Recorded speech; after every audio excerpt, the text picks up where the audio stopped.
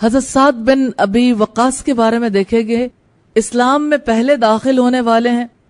حضرت سعد بن ابی وقاص سے سنا گیا، انہوں نے کہا کہ جس دن میں اسلام لایا اسی دن دوسرے سب سے پہلے اسلام میں داخل ہونے والے حضرات صحابہ بھی اسلام میں داخل ہوئے، اور میں 7 دن تک کسی طور پر رہا کہ میں اسلام کا تیسرا فرد تھا ابن ابی زائدہ کے ساتھ۔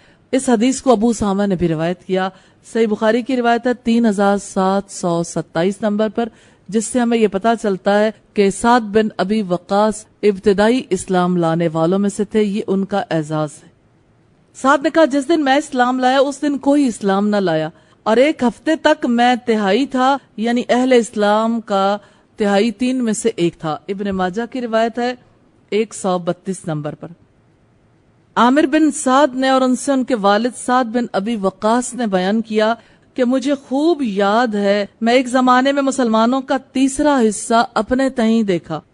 امام بخاری نے کہا اسلام کے تیسرے حصے سے یہ مراد ہے کہ رسول کریم کے ساتھ صرف 3 مسلمان تھے، جن میں تیسرا مسلمان یہی تھا، یعنی میں تھا۔ حضرت سعد بن ابی وقاص، صحیح بخاری کی روایت ہے 3726 نمبر۔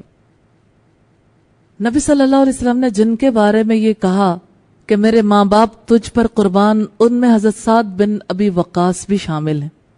حضرت عامر بن سعد اپنے باپ سے روایت کرتے ہیں کہ نبی صلی اللہ علیہ وسلم نے ان کے لیے احد کے دن اپنے ماں باپ کو جمع فرمایا۔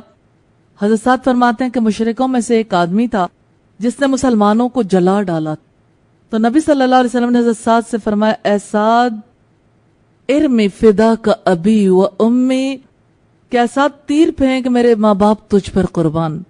حضرت سعد فرماتے ہیں کہ میں نے بغیر پر کے تیر کھینچ کر اس کے پہلو پر مارا، جس سے وہ گر پڑا اور اس کی شرمگاہ کھل گئی، تو رسول اللہ سعد کے مارکے کو دیکھ کر ہنس پڑے، یہاں تک کہ میں نے آپ کی داڑھیں مبارک دیکھ لیں۔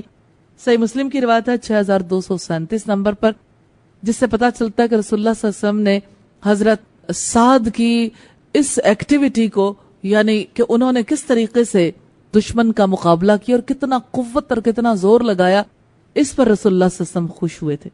اسی طرح سے رسول اللہ کا پہرا دینے والے تھے سیدہ عائشہ صدیقہ، فرماتی ہیں کہ رسول اللہ کے مدینہ منورہ میں تشریف لانے کے زمانے میں ایک رات آپ صلی اللہ علیہ وسلم جاگتے رہے، یعنی آپ کو نیند نہیں آئی، تو آپ نے فرمایا کاش میرے صحابہ میں سے کوئی ایسا نیک آدمی ہوتا جو رات بھر میری حفاظت کرتا۔ حضرت عائشہ فرماتی ہیں کہ ہم اسی حالت میں تھے کہ ہم نے اسلحہ کی کچھ جھنجھناہٹ سنی، تو آپ نے فرمایا یہ کون ہے؟ عرض کیا سعد بن ابی وقاص۔ رسول اللہ نے حضرت سعد سے فرمایا تو کس وجہ سے آیا ہے؟ حضرت سعد نے عرض کیا کہ میرے دل میں رسول اللہ کی ذات اقدس کے بارے میں کچھ خوف سا محسوس ہوا، اس لیے میں پہرا دینے کے لیے آپ کی خدمت میں حاضر ہوا۔ تو رسول اللہ نے حضرت سعد کو دعا دی، پھر آپ سو گئے۔ اور ابن رمح کی روایت میں ہے کہ ہم نے کہا یہ کون ہے؟ مسلم کی روایت ہے 4222 نمبر پر اور 6230 نمبر پر، ترمذی کی روایت ہے 3756 نمبر پر۔ حضرت سعد بن وقاص بھی ان لوگوں میں سے تھے جن کے بارے میں یہ آیت نازل ہوئی، رسول اللہ کو حکم دیا گیا کہ انہیں اپنے سے دور نہ کرنا۔ اور یہ کتنی بڑی خوش نصیبی ہے کہ اللہ رب العزت نے وہی نازل کی جن کے حق میں کہ یہ وہ لوگ ہیں جنہیں اپنے سے دور نہ کرنا، کیونکہ مشرکین مطالبہ کرتے تھے کہ آپ کے ساتھ تو ایسے لوگ بیٹھتے ہیں جو مالی حیثیت نہیں رکھتے، تو آپ اگر ہمیں الگ وقت دے دیں، انہیں اپنے پاس سے ہٹا دیں تو ہم اسلام قبول کرنے کے لیے تیار ہو جائیں گے۔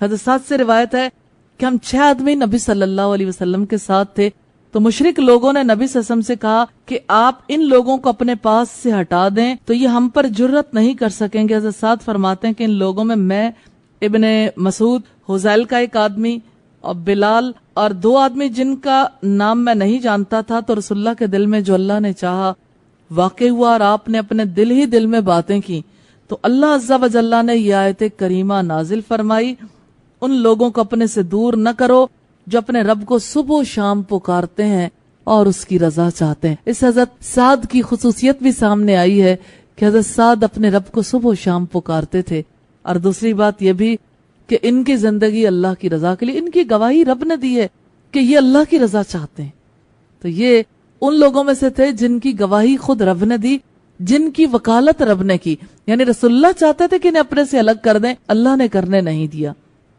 سب سے پہلے اللہ کے راستے میں تیر اندازی کرنے والے تھے۔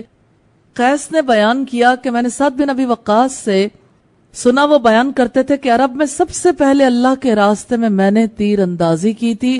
ابتدائی اسلام میں ہم نبی کریم صلی اللہ علیہ وسلم کے ساتھ اس طرح غزوات میں شرکت کرتے تھے کہ ہمارے ساتھ درخت کے پتوں کے سوا کھانے کے لیے کچھ بھی نہیں ہوتا تھا۔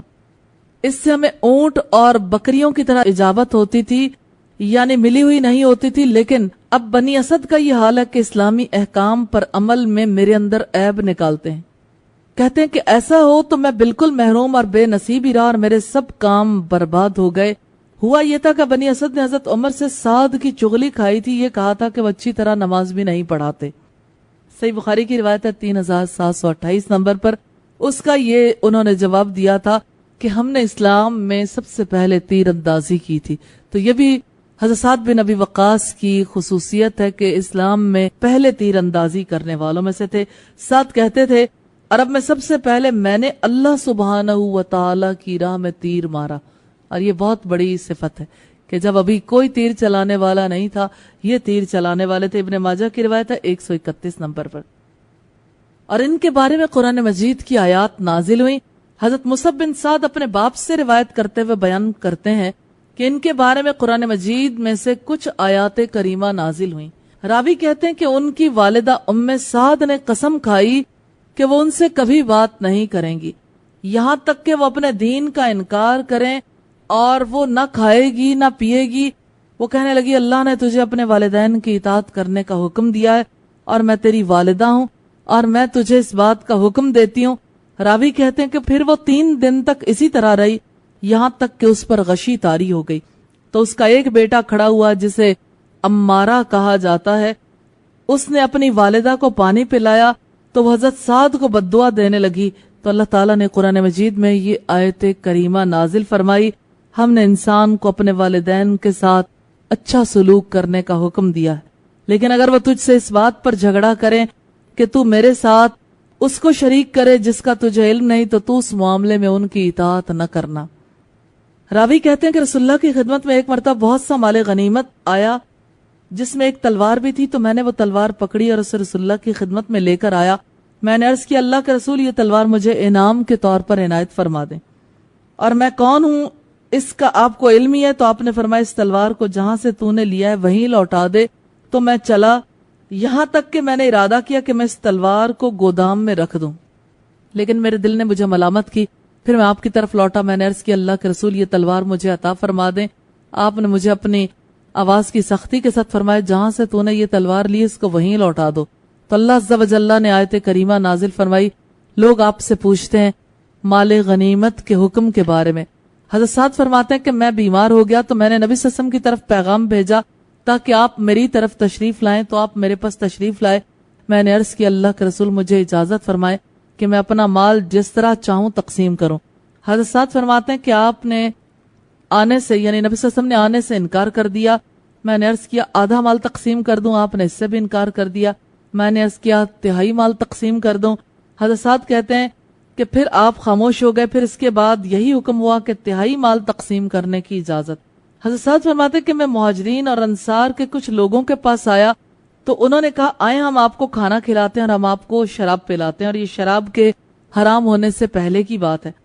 سعد کہتے ہیں کہ پھر میں ان کے پاس ایک باغ میں گیا، میں نے دیکھا کہ ان کے پاس اونٹ کے سر کا گوشت بھنا ہوا پڑا ہے اور شراب کی ایک مشک بھی رکھی ہوئی ہے۔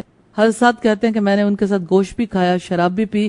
سعد کہتے ہیں پھر ان کے ہاں مہاجرین اور انصار کا ذکر ہوا تو میں نے کہا مہاجر لوگ انصار سے بہتر ہیں۔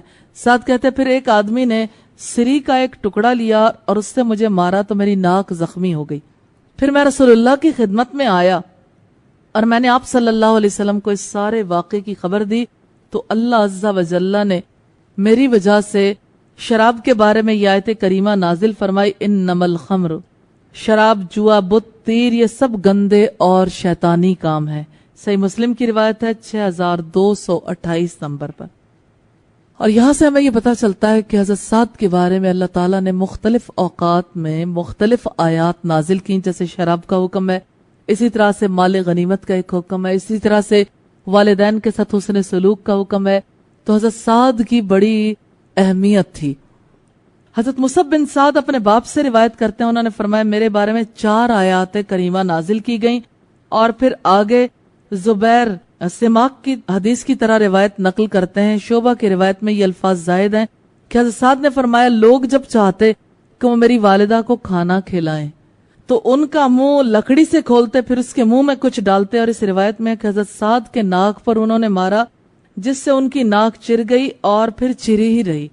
یہ صحیح مسلم کی روایت ہے 6239 اور 40 نمبر پر، اور اس سے ہمیں یہ پتہ چلتا ہے کہ حضرت سعد کی اسلام میں بڑی اہمیت تھی، ابتدائی اسلام لانے والے تھے، رسول اللہ صلی اللہ علیہ وسلم کے قریبی ساتھی تھے، اور پھر یہ کہ خود ان کی وجہ سے کئی ایک معاملات ایسے سامنے آئے جس کی وجہ سے اللہ نے آیات نازل کی۔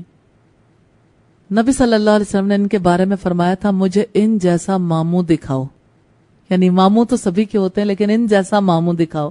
حضرت جابر بن عبداللہ فرماتے ہیں حضرت سعد تشریف لائے تو نبی صلی اللہ علیہ وسلم نے فرمایا یہ میرے ماموں ہیں، کوئی شخص مجھے ان جیسا اپنا ماموں تو دکھائے، یعنی مجھے یہ بہت عزیز ہیں اور میرے ماموں میں بڑی صفات اور خصوصیات ہیں۔ ترمذی کی روایت ہے 3752 نمبر پر، رسول اللہ نے ان کے لیے دعا کی تھی کہ یا اللہ سعد کی دعائیں قبول کرنا۔ حضرت سعد فرماتے ہیں رسول اللہ نے دعا فرمائی ہے اللہ سعد جب بھی دعا کرے تو اس کی دعا قبول فرما۔ یہ ترمذی کی روایت ہے 3751 نمبر پر، جس سے ہمیں یہ پتہ چلتا ہے کہ نبی صلی اللہ علیہ وسلم کو ان سے کتنی زیادہ محبت تھی۔